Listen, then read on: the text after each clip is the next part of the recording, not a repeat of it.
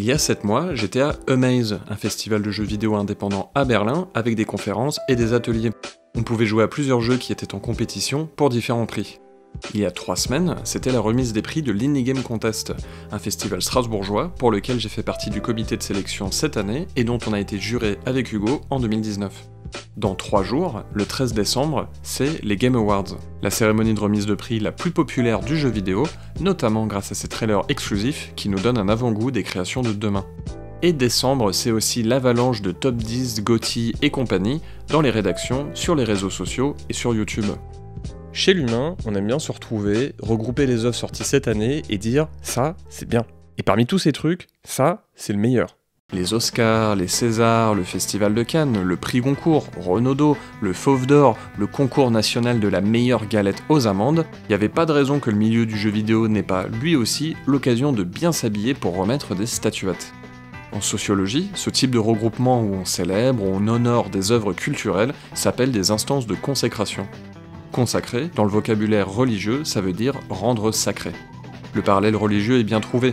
On assiste à un groupe de personnes qui a plus ou moins d'autorité, plus ou moins de légitimité, et qui détermine que ce livre-là, c'est pas juste du papier, que ce jeu-là, c'est pas un simple logiciel, mais une œuvre d'art. Voire la meilleure œuvre d'art de telle catégorie, de telle année, tel pays, telle époque, etc. Je pense qu'à la base de ça, il y a un besoin social de se retrouver et de créer un socle culturel commun. De savoir un peu ce que les gens ont aimé ou recommandent, que ce soit nos proches, des gens dont on a envie de connaître l'opinion, ou des institutions qu'on estime. Et l'exercice est plaisant. Ça peut être stimulant de faire le bilan, mettre des œuvres en parallèle, en opposition, créer des catégories, des critères d'appréciation. Mais quand on regarde la réponse à ce besoin, ces fameuses cérémonies de remise de prix, on voit que ça ne s'arrête pas là, que ça amène des dynamiques sociales, économiques et politiques. On peut commencer par une question simple, qu'est-ce que les awards apportent aux studios ? Dans certains cas, comme l'Independent Games Festival, il y a de l'argent à la clé. Quelques milliers de dollars en général, et 10 à 30 000 $ pour le Grand Prix. Mais dans le milieu des cérémonies, ça reste plutôt rare et sinon plutôt négligeable. Le gain principal à en tirer, c'est du prestige. Un prestige qui peut directement se convertir en argent. Obtenir un prix, c'est s'assurer une couverture médiatique et donc potentiellement des ventes, mais c'est aussi être repéré par les gens qui financent le jeu vidéo, des éditeurs ou des organismes qui subventionnent le secteur. Plus l'événement est connu ou reconnu, plus il génère de visibilité ou de prestige. Et pour un petit jeu avec peu de budget, l'enjeu est d'autant plus important. Et à l'inverse, si on est Rockstar et que Red Dead Redemption 2 ou GTA 6 remportent jeu de l'année au festival local d'une petite bourgade, ça représente pas d'énormes gains. Mais ça peut toujours faire plaisir, et c'est déjà pas mal. Plus largement, ce prestige, il légitime une œuvre aux yeux des autres acteurs de l'industrie et du public. Pour une petite équipe, voire une personne seule, c'est souvent difficile de se sentir légitime, de trouver du sens à son activité, son travail, et recevoir un prix ou juste une nomination, c'est ressentir une validation qui fait énormément de bien. C'est être reconnu par un milieu auquel on pensait pas forcément appartenir. Ces cérémonies ont donc une réelle valeur aux yeux des équipes nominées, mais elles ont aussi une valeur pour les institutions qui les organisent. Organiser un événement qui place certaines œuvres au-dessus des autres, c'est aussi se placer comme autorité détentrice d'un tel pouvoir. On s'affiche aux autres comme légitime à juger ce qu'est un bon jeu. Les cérémonies confèrent du prestige aux studios, mais elles en génèrent aussi pour elles-mêmes. On consacre à la fois des œuvres, mais aussi le jury, les personnes qui organisent l'événement, le comité de sélection, les partenaires. Il y a un côté donnant-donnant. Les studios gagnent à être récompensés, et les cérémonies gagnent à être récompenseuses. Et en plus de s'afficher avec la légitimité de juger les œuvres, les cérémonies font aussi valoir leur vision du jeu vidéo. Par exemple, prenez les catégories. Meilleure direction artistique, meilleure musique, meilleure narration, meilleur jeu. Dans les cérémonies les plus connues, en tout cas dans ma bulle d'information, comme les Game Awards, la Game Developers Choice Awards, les BAFTA, l'Independent Games Festival, les DICE Awards ou encore les Pégase, on retrouve souvent ces mêmes catégories. Par contre, on peut déjà noter certains choix éditoriaux. Le prix du meilleur jeu, mobile, étudiant, familial ou de l'innovation, on va le retrouver chez certains et pas chez d'autres. Mais ce qui m'intéresse le plus pour illustrer cette vision du jeu vidéo, c'est les catégories qui ont changé ou disparu avec les années. Il y a 20 ans, les BAFTA rangeaient les prix par plateforme avec le meilleur jeu GameCube, PlayStation 2, Game Boy Advance, et en 2003, les Video Game Awards récompensaient le meilleur jeu adapté d'un film. À l'époque, il y en avait beaucoup, mais aujourd'hui, il n'y aurait pas de quoi faire ça tous les ans. On a aussi vu de nouvelles catégories apparaître dans certains awards, comme le meilleur jeu service. Pour rappel, un jeu-service, c'est un jeu qui ne se termine pas et qui est régulièrement mis à jour avec du nouveau contenu. C'est souvent gratuit et monétisé via des microtransactions. Ça peut être un jeu multijoueur comme League of Legends ou un jeu solo comme Candy Crush. Les jeux-services ont explosé en popularité ces 15 dernières années et sont devenus une catégorie à part entière. Ça s'appelle Evolving Games chez les BAFTA, Ongoing Game aux Game Awards et Meilleur jeu service d'exploitation chez les Pégases. Parmi les nouvelles catégories, on peut aussi mentionner le prix de l'accessibilité qui récompense les jeux qui disposent d'options pour les personnes ayant des handicaps. Ou encore les prix comme Au-delà du jeu vidéo, comme diraient les Pégases, qui s'appelle Games for Impact chez les Game Awards ou Game Beyond Entertainment au BAFTA. En général, ce sont des jeux qui ont un message plutôt humaniste et qui essaient de sensibiliser à une certaine cause. Pensez à Soldats Inconnus et les atrocités de la guerre, Enterre-moi mon amour et les réalités d'une femme qui fuit la Syrie, ou encore Hellblade et la représentation de troubles mentaux. Je vois aussi que la notion de jeu vidéo indépendant n'est pas traitée de la même façon par tout le monde. À l'Independent Games Festival, c'est carrément la ligne éditoriale depuis 1999, mais chez d'autres, la catégorie apparaît dans les années 2000 en face des AAA. Et chez les BAFTA ou les GDC Awards, elle n'existe tout simplement pas. Mais ils ont Best Debut Game, en gros meilleur premier jeu, qui, de fait, remplit un peu cette fonction. Les Game Awards ont cette catégorie depuis leur création en 2014, mais elle a fait débat en 2023, lorsque Dave the Diver était nommé alors que le studio appartient à une grosse boîte. Faut croire qu'indépendant, ça veut dire petit budget. Bon, je suis pas là pour remettre une pièce dans le débat c'est quoi un jeu indé, sinon on va finir par dire que Baldur's Gate 3 est indépendant et pas Pentiment, et on sera pas beaucoup plus avancé. Mais ce que je trouve intéressant avec ces découpages, c'est qu'ils sont le fruit de discussions éditoriales, et donc de visions arbitraires du jeu vidéo. Et du coup, qui décide de tout ça ? La plupart des cérémonies de jeux vidéo que je viens de vous montrer sont organisées par des professionnels du jeu vidéo. Des développeurs, des patrons de studios, des éditeurs. Cet écosystème, il a une vision commerciale du jeu vidéo. C'est dans son intérêt de célébrer cette vision. Faire connaître de bons jeux à un large public, c'est bon pour les affaires. Faire une catégorie pour mettre en avant les jeux qui ne sont pas forcément fun ou violents, c'est bon pour l'image. Récompenser l'endurance des jeux-services, ça légitime un business model. Et on a un serpent qui se mord la queue. Les cérémonies légitiment une certaine vision du jeu vidéo, qui est ensuite digérée par le public, qui peut potentiellement adopter le même regard en fonction de son recul. Et je dis pas qu'il n'y a pas de gens sincèrement passionnés par ce qu'ils font, ou par le jeu vidéo sous toutes ses formes. Je dis pas que tout le monde est cynique, et qu'il y a personne pour sincèrement valoriser le travail que représente la maintenance d'un jeu sur 10 ans. C'est une réalité pour beaucoup de devs. Cependant, ce qui ressort de ces grosses cérémonies, c'est plutôt une vision industrielle. Et j'aime bien essayer de prendre du recul sur ce que je vois, et sur ce qu'on ne me montre pas. Et je vous propose de faire ça ici. On va décortiquer plusieurs awards, et voir quelle vision du jeu vidéo y est célébrée ou pas. Commençons par le plus gros, les Game Awards. Les Game Awards, c'est créé et incarné par Geoff Keighley. Il a entre autres été journaliste, mais aussi producteur des Video Game Awards, une cérémonie diffusée à la télévision sur Spike TV de 2003 à 2013, qu'il a rejointe en 2007. Il y avait des stars, des annonces de jeux et des remises de prix avec des catégories, un peu comme les Oscars. Quand l'émission est annulée, Geoff se dit qu'il y a une carte à jouer sur internet. Avec ses contacts et beaucoup d'argent, il lance les premiers Game Awards en 2014. Le but du show est de célébrer la passion du jeu vidéo. Concrètement, ça veut dire, des stars, des annonces de jeux et des remises de prix avec des catégories, un peu comme les Oscars. Dès la première édition, c'est un événement important qui marque l'actualité, et en moins de 10 ans, les Game Awards passent la barre des 100 millions de téléspectateurs et téléspectatrices, et deviennent un incontournable pour beaucoup de gens dans l'industrie. Et cette cérémonie de récompense, si elle a autant de succès, c'est parce que c'est pas qu'une cérémonie de récompense. C'est un événement avec des annonces de jeux pas encore sortis, souvent sous la forme de trailers en exclusivité mondiale. C'est pour ça que beaucoup de gens regardent, pour voir un peu ce que l'avenir leur réserve, surtout si ça concerne leur studio préféré. Geoff revendique ce modèle hybride, avec les annonces de jeux d'un côté, qui amènent une majorité de l'audience, et les remises de prix de l'autre, qui célèbrent les personnes qui font les jeux et bénéficient d'une audience énorme. Du coup, tout le monde est content ? Pas vraiment. Ce modèle, il amène certaines concessions. Et quand je dis modèle, je parle de modèle économique. Business model, comme ils disent là-bas. Les Game Awards monétisent leur audience de deux manières, avec la publicité et les trailers. Alors techniquement, les trailers sont aussi des publicités, mais par ce terme, j'entends les marques, produits ou services qui ne sont pas forcément des jeux vidéo et qui s'insèrent de manière plus ou moins ostentatoire dans la cérémonie. On a pu voir les jeux indépendants présentés par la chaîne de fast-food Subway, une marque de vapoteuse, ou carrément la présence de Chic Hydrobot, une mascotte taille humaine pour la marque de rasoir Chic Hydro. Bon, là ça avait un peu dépassé les bornes, internet s'est pas mal moqué, et Geoff la joue un peu plus sobre depuis. En ce qui concerne les trailers, on a récemment eu accès à des infos sur leur tarification. Alors c'était pas pour les Game Awards, mais pour le Summer Game Fest, un autre événement organisé et présenté par Geoff Keighley, qui, entre autres, dévoile plein de futurs jeux. Une minute de trailer coûte 250 000 $ et c'est plus d'un demi-million pour 2 minutes 30. Les offres contiennent aussi un ou plusieurs partages sur les réseaux sociaux. A noter tout de même que certains studios n'ont pas à payer, soit parce qu'ils sont petits et que Geoff leur donne un coup de pouce, soit parce qu'ils sont très gros et que l'exclusivité en vaut le coup. Les tarifs ne sont peut-être pas les mêmes pour les Game Awards, mais ça donne une idée des sommes d'argent brassées, surtout que l'audience y est bien plus importante que Summer Game Fest. On a donc principalement deux entités qui financent la cérémonie, les annonceurs publicitaires et les studios. Ils payent pour diffuser une pub ou un trailer et ainsi se faire une place dans le cerveau de l'audience. Par conséquent, il y a deux choses directement monétisables, le temps et la taille de l'audience.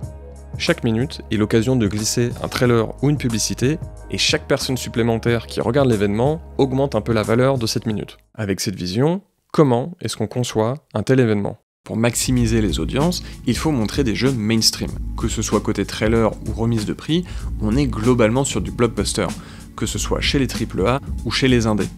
On voit les annonces de jeux Sony, Ubisoft, Microsoft, Square Enix, des titans comme Fortnite, Al Pacino est là, Kojima aussi, et les jeux qui remportent des prix sont Breath of the Wild, Elden Ring, Hades, Among Us. On voit assez peu certains des jeux les plus joués dans le monde. Il n'y a pas tant que ça de jeux mobiles, Minecraft, Roblox, League of Legends et compagnie. En tout cas, on pourrait s'attendre à plus. Je pense que c'est parce qu'on parle d'une cible qui est prête à mater 3 heures de cérémonie, et c'est pas forcément les mêmes que dans le mobile ou dans le free-to-play. Ou peut-être qu'ils n'ont pas besoin des Game Awards, et qu'ils atteignent déjà facilement leur communauté. C'est possible aussi. Une fois la popularité de l'événement assurée, comment maximiser le temps disponible ? On va bien cadrer le temps réservé aux remises de prix. Pour les catégories les plus prestigieuses, on prend du temps, on fait monter quelqu'un sur scène qui fait un discours, et si jamais c'est trop long, on lui affiche un gros panneau avec écrit « Please wrap it up » que je traduis par « Merci de terminer ». Par contre, si vous êtes nommé dans meilleur jeu d'action ou meilleure direction artistique, là, c'est expédié par Geoff en 20 secondes top chrono et on enchaîne avec d'autres du même acabit.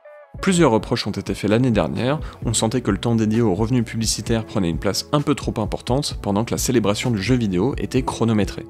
On peut s'attendre à un léger rééquilibrage sur la forme cette année, mais on sait où est la priorité.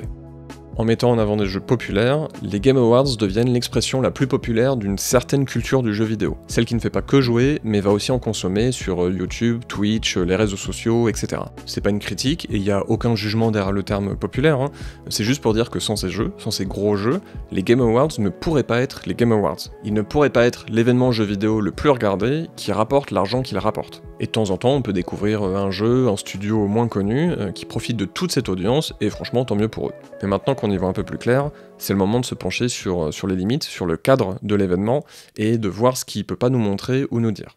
Bon déjà, évidemment, la plupart des jeux méconnus vont passer à la trappe. Même s'ils sont reconnus par une partie de la presse, de l'industrie, des joueurs et des joueuses, ça suffira probablement pas pour se faire une place au milieu des mastodontes. Mais surtout, toute cette ligne éditoriale et économique autour des jeux populaires, des trailers et des publicités, elle place les Game Awards du côté des éditeurs et des dirigeants de gros studios.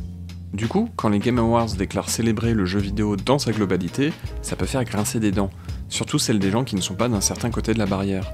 Quand on parle de l'industrie du jeu vidéo ces 2 dernières années, on finit forcément par parler de licenciements, voire de fermeture de studios. C'est plus de 30 000 personnes qui ont perdu leur emploi depuis 2022, et plein de projets qui ne trouvent pas de financement, et ça ne va pas tout de suite s'améliorer. Il y a aussi une certaine crainte autour de l'usage de l'intelligence artificielle par des entreprises qui préfèrent virer des gens plutôt que de respecter leurs artistes. Des entreprises qui ont pu investir dans les NFT ou le métaverse hier, et dont on doute de la vision aujourd'hui. Bref, du côté des employés, c'est pas la joie. Il y a toujours une tension, un rapport de force avec les dirigeants, c'est structurel, mais en ce moment, ça se fait beaucoup plus sentir. Et l'année dernière, Geoff Keighley n'a rien dit à ce sujet. L'événement le plus regardé qui célèbre le jeu vidéo n'a pas un mot de soutien pour les gens qui le font, forcément, ça lui a été reproché. Ça lui a été reproché dans la presse, mais il s'est aussi pris un bon taquet lors de la GDC Awards. La présentatrice, Alana Pierce, déplore les licenciements et notre amie le panneau « Please wrap it up » apparaît derrière elle et la fait changer de discours où elle dit qu'elle adore les entreprises et que la bourse c'est génial. Quelques mois plus tard, lors du Summer Game Fest que j'ai mentionné tout à l'heure, Geoff a eu un petit mot au sujet de l'industrie. Il a dit que c'était une année difficile, avec des fermetures de studios et des licenciements qui nous ont déçus. Et puis, il a dit que de petites équipes pouvaient faire des jeux qui rapportent beaucoup d'argent, et que du coup, les studios, ils devaient prendre soin de leurs employés parce qu'il y a plein de moyens de se faire de la thune, Et c'est pour ça que cette industrie est géniale. And that's what makes this industry so great. Ouais, si, c'est ça, hein. Bon, je suis pas sûr d'avoir tout compris, mais apparemment, tout va bien dans le jeu vidéo. Soit t'es dans un gros studio, soit t'es riche. Le milieu du jeu vidéo n'est pas un bloc monolithique. Comme dans tout secteur capitaliste, c'est un écosystème avec plusieurs tensions, voire des luttes, entre les salariés et leurs patrons, les studios et les éditeurs ou leurs actionnaires.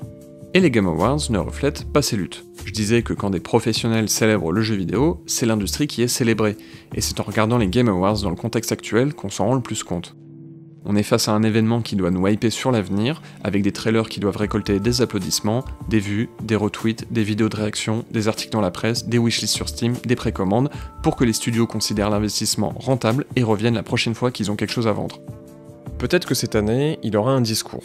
Peut-être même que ce sera un bon discours. Si c'est le cas, je verrai pas ça comme quelque chose d'inné, mais plutôt comme le résultat d'une pression externe. Une pression qui viendra des gens dont il est censé glorifier le talent et le travail. Peut-être que vous vous en foutez et ne comprenez pas ce que ça a à faire dans un événement qui célèbre le jeu vidéo. Mais quand on regarde les GDC Awards ou l'Independent Games Festival, on en parle. On parle aussi du génocide à Gaza, que ce soit Alana ou plusieurs équipes montées sur scène. Eux aussi célèbrent le jeu vidéo. Non pas comme une œuvre tombée du ciel, mais comme le travail bien concret d'êtres humains. Des êtres humains directement impactés par la situation économique et géopolitique actuelle, et qui peuvent parler pendant plusieurs minutes sans entrer en conflit avec les créneaux publicitaires ou l'image que l'industrie veut montrer. Alors je dis pas que ces autres festivals n'ont aucune proximité avec l'industrie et qu'ils appellent à un renversement total du système, mais c'est important de noter qu'il y a des prises de parole qu'on imagine moins, voire pas du tout dans les Game Awards. Ça montre comment un événement permet à certains discours d'émerger ou pas. Quels biais et quelles visions sont en place. Ça passe par les personnes qui l'organisent, par le business model, les partenaires économiques, les gens qu'on laisse s'exprimer, le type de jeu qu'on sélectionne et plein d'autres facteurs. Encore une fois, je me sens obligé de dire que je suis pas là pour faire le procès de telle ou telle organisation. Je précise parce qu'il y a plein de clashs sur YouTube et c'est pas la démarche que j'ai ici. Même si personnellement je trouve ça cool que les devs puissent s'exprimer, et les Game Awards seraient peut-être mieux avec ces messages, mais je veux surtout démontrer que c'est pas dans la nature de cet événement de les laisser dire ça. Je parlais de modèle hybride, là on voit bien lequel des deux morceaux est le plus important.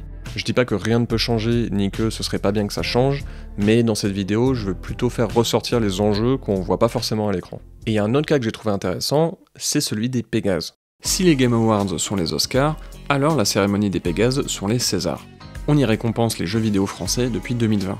Sur la forme, c'est le même genre de cérémonie. On a une personne qui anime, Salomé Lagrelle, parfois seule, parfois accompagnée, des catégories que j'ai déjà mentionnées, et des équipes qui montent sur scène récupérer leurs statuettes. C'est organisé par l'Académie des arts et techniques du jeu vidéo, une entité créée par le SNJV, le Syndicat national du jeu vidéo. Un syndicat composé de patrons d'entreprises, qu'elles soient petites, moyennes, grosses ou énormes. Le SNJV, sa raison d'être, c'est de défendre les intérêts de l'industrie du jeu vidéo français. Une de ses missions est donc de valoriser la production nationale aux yeux du gouvernement qui subventionne beaucoup le secteur et de partenaires prêts à investir dans le milieu. C'est là qu'arrivent les Pégases. C'est l'occasion de montrer le jeu vidéo comme une industrie mature, une industrie qui crée des richesses, de l'emploi, mais aussi comme une pratique culturelle reconnue dans le monde entier. Bref, un secteur à soutenir parce qu'il sera le cinéma de demain, comme l'affirme Levan Sarjeveladze, président du SNJV au moment de la création des Pégases.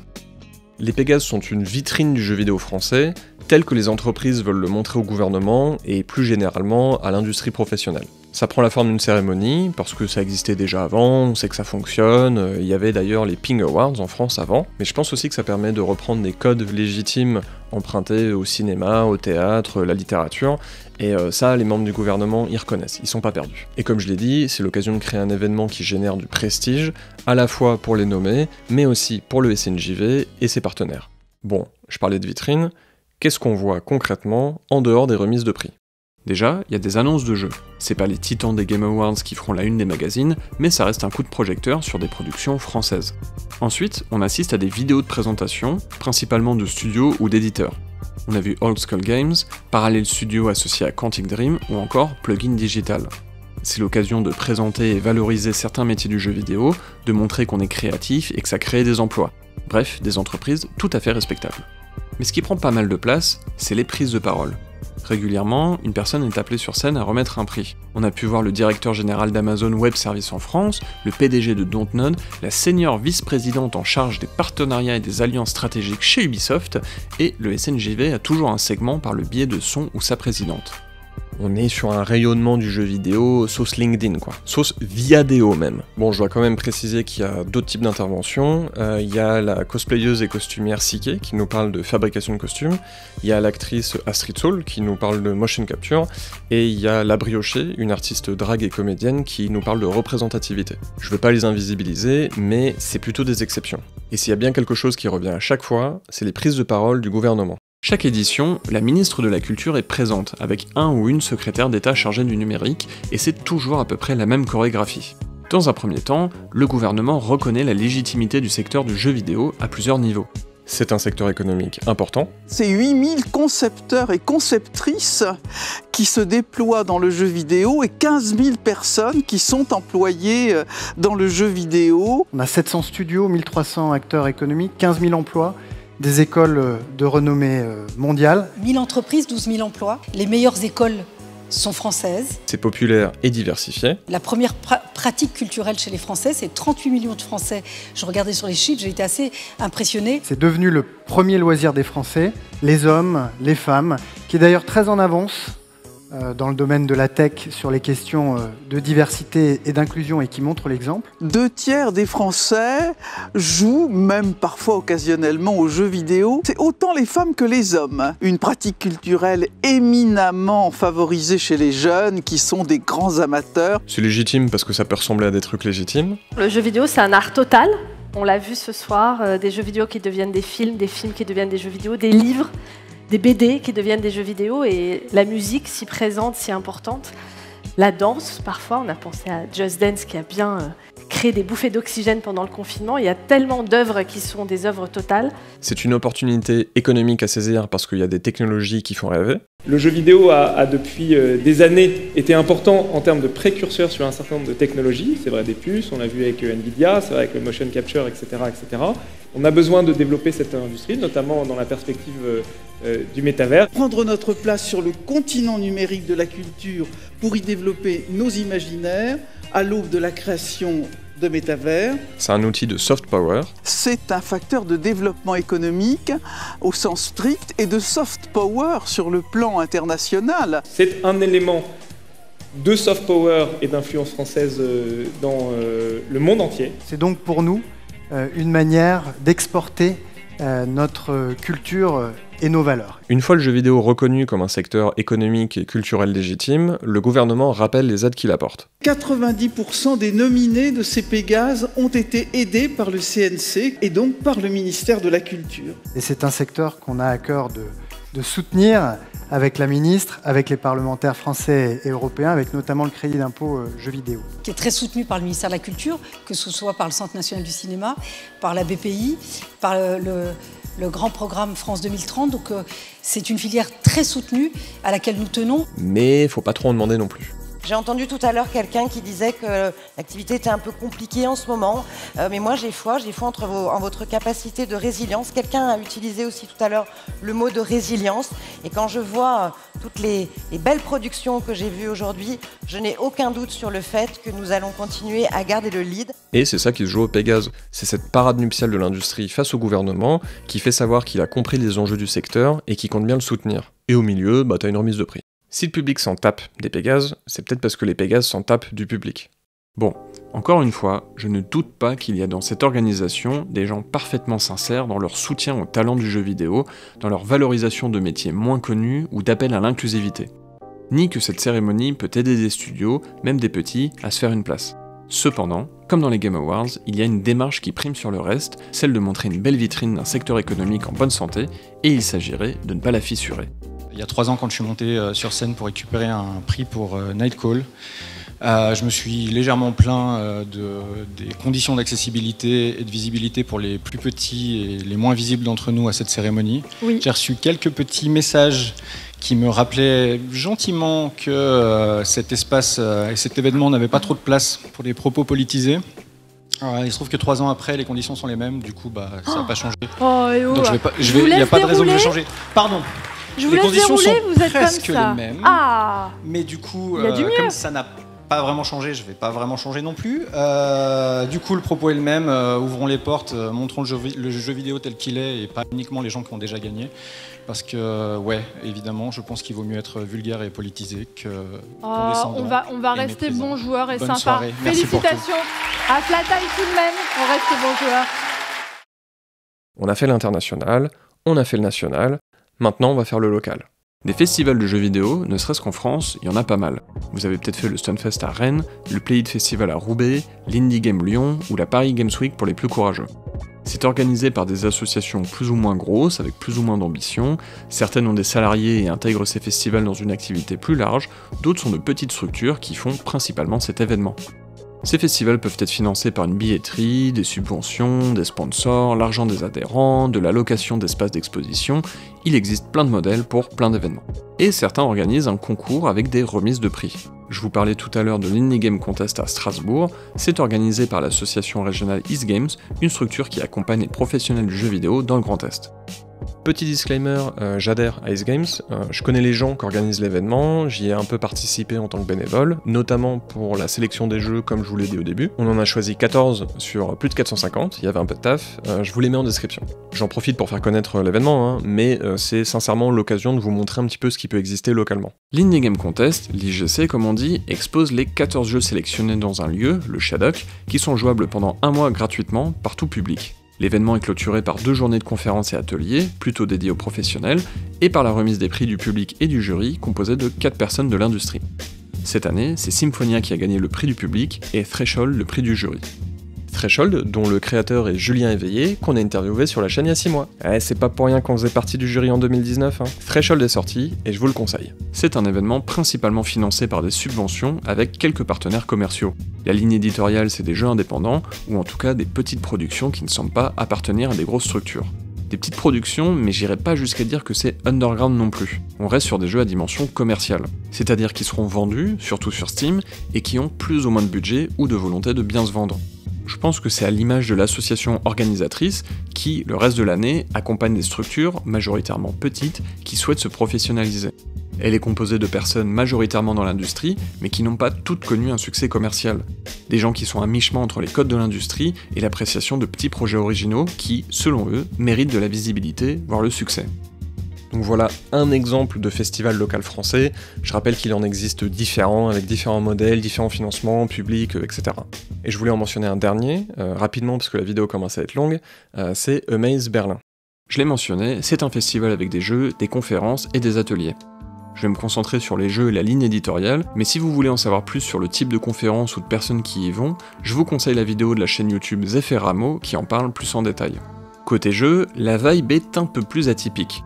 On peut jouer à Tapestry, qui superpose différents jeux de Nintendo 64 ou PlayStation 1, From the Main Square, un jeu en VR où on observe la construction et destruction d'une société, et il y a toute une salle dédiée aux contrôleurs alternatifs. Ce sont des jeux qui ne se jouent pas à la manette conventionnelle et pas forcément sur un écran. Ça donne des installations plus ou moins compliquées, comme Hyper Wobbler, où il faut se repérer et coopérer pour terminer les niveaux dans cette espèce de nœud de tuyaux de LED, ou encore Crashborn, qui nous fait poser les pieds sur un skate pour naviguer entre les obstacles du cyberespace.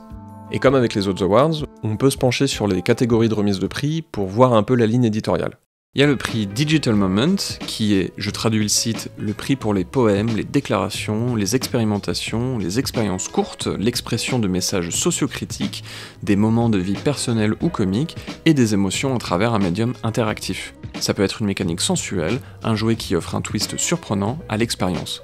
Le prix Explorer, qui récompense les expériences au-delà des manières habituelles de jouer ou développer un jeu. C'est Blue Suburbia qui a gagné, et je vous cite une partie de sa description, c'est un paysage onirique où on explore des poèmes à travers des environnements immersifs. Ou encore le prix Human Machine pour les contrôleurs alternatifs qui se jouent à plusieurs. Des trucs un peu perchés quoi, et pas tant ma cam que ça pour être honnête. Moi, Baldur's Gate, Elden Ring, ça me va très bien hein. Mais je tenais à en parler, c'est un événement qui récompense des jeux qu'on aime bien qualifier d'expérience, tant c'est à la frontière admise de ce qu'est un jeu vidéo ou non. Plusieurs fois je vous ai précisé si les jeux sélectionnés étaient commerciaux ou pas, c'est parce qu'ici, c'est pas toujours le cas. Rien que ça, je pense que c'est assez significatif. Amaze récompense des jeux courts, des jeux longs, des jeux qu'on n'appellerait pas des jeux ailleurs, et surtout, Amaze nous montre ce à quoi le jeu vidéo peut ressembler. Pas forcément quelque chose qui nous parle et qu'on doit apprécier, mais quelque chose qui ne pourrait pas exister dans un autre événement. Ici, on ne célèbre pas tant une industrie qu'un milieu artistique. Des gens qui ne se reconnaissaient pas toujours dans les schémas classiques peuvent se retrouver et se comprendre. C'est tout simplement une autre vision du jeu vidéo, tout aussi légitime que celle des plus grosses cérémonies, mais pas autant légitimée. Chaque année, les Awards sont l'occasion de créer le débat sur quel jeu mérite d'être le meilleur. Ça peut être rigolo en discussion légère, mais ça me passionne pas des masses. Parce que c'est évidemment subjectif, et que ces cérémonies ne sont pas plus légitimes que n'importe quelle opinion que vous ou moi pourrions avoir, mais ce qui change, c'est que c'est organisé par un groupe de personnes avec le pouvoir de se montrer et de valider sa vision en consacrant une œuvre. En plus des éventuels intérêts économiques ou politiques, ce qui se joue pendant des awards, c'est pas tant de juger la qualité d'un jeu que de légitimer son existence et sa mise en avant.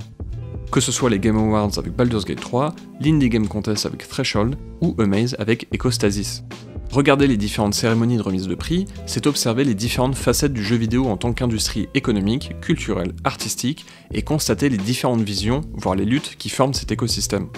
Par conséquent, c'est observer une vision assez uniforme dès qu'on regarde des cérémonies dominantes organisées par des personnes qui ont, généralement, déjà un certain pouvoir politique ou économique.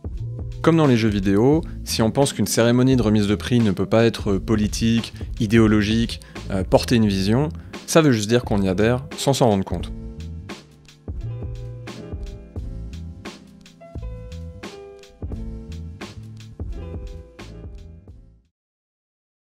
Merci énormément à toutes les personnes qui soutiennent cette émission, que ce soit depuis le début ou que ça fasse seulement un jour. Si vous voulez rejoindre le club des gens qui rendent Game Next Door possible, n'hésitez pas à regarder comment nous soutenir en description.